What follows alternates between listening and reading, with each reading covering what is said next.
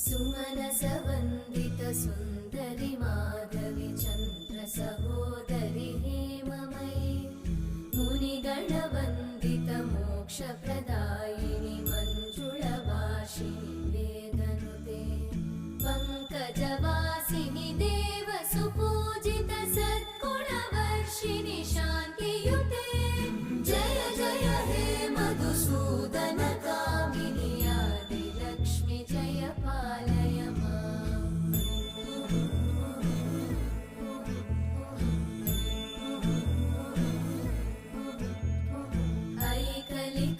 ऐकलिकल्मषनाशिनि कामिनि वैदिकरूपिणि वेदमये क्षीरसमुद्र